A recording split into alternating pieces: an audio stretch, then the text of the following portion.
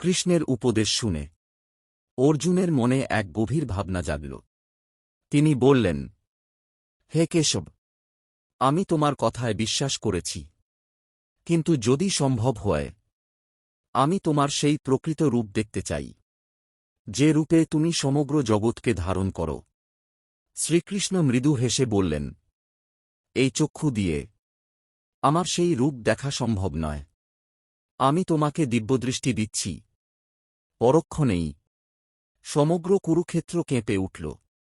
অর্জুন দেখলেন, কৃষ্ণ আর একক দেহে নেই। তাঁর শরীরের মধ্যে অগণিত মুখ, অগণিত চোখ, হাজার সূর্যের মতো আলো। তিনি দেখলেন দেবতা, ঋষি, গন্ধর্ব, অসুর, সমস্ত গ্রহ নক্ষত্র কৃষ্ণের দেহের ভেতরে বিরাজ করছে। একদিকে সৃষ্টি, অন্যদিকে ধ্বংস। ভীষ্ম, দ্রোণ, কর্ণ, সব যোদ্ধা আগুনমুখী মুখে প্রবেশ করছে। ভীতকম্পিত অর্জুন কাঁপতে কাঁপতে বললেন, তুমি কে, হে মহারূপ? কৃষ্ণ বললেন, আমি কাল, আমি সময়, আমি এই জগতের সংহারক। ভয়ে অর্জুন লুটিয়ে পড়লেন। তিনি বুঝলেন, এই যুদ্ধ মানুষের ইচ্ছায় নয়, এটি ঈশ্বরের পরিকল্পনা। তিনি বললেন, হে ভগবান, আমাকে ক্ষমা করো। আমি তোমার বন্ধু ভেবে তোমাকে সাধারণ মনে করেছিলাম। শ্রীকৃষ্ণ তখন আবার স্নিগ্ধ মানব রূপ ধারণ করলেন। বললেন, ভয় করো না অর্জুন, উঠো, নিজের কর্তব্য পালন করো। এই দর্শনের পর অর্জুনের সব সংশয় দূর হল। এখন তিনি প্রস্তুত, যুদ্ধের জন্য, ধর্মের জন্য। শ্রীকৃষ্ণের উপদেশে অর্জুনের হৃদয় আর কাঁপে না। তিনি দৃঢ়কণ্ঠে বললেন, হে মাধব, আমার রথ যুদ্ধক্ষেত্রের মাঝখানে স্থাপন করো। কুরুক্ষেত্রের প্রান্তরে দুই মহাবাহিনী মুখোমুখি দাঁড়িয়ে।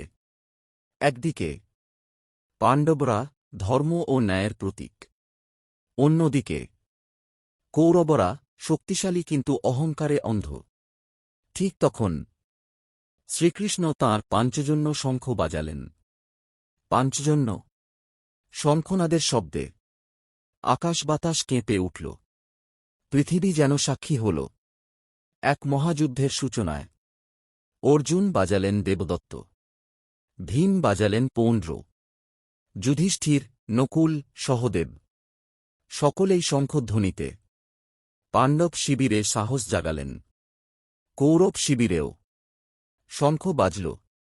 দুর্যোধন গর্জে উঠল, আজ নির্ধারিত হবে হস্তিনাপুরের ভাগ্য।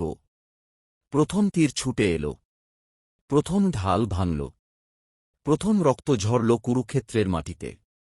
ভীম তাঁর গদা তুলে নিলেন। অর্জুন তীরের বৃষ্টি নামালেন।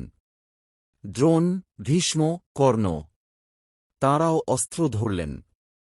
মাঠে ধুলো, আকাশে তীর, চারদিকে যুদ্ধের গর্জন। কুরুক্ষেত্র আর শুধু ভূমি নয়, এখন সে ইতিহাস। এভাবেই শুরু হল 18 দিনের ভয়ঙ্কর মহাযুদ্ধ।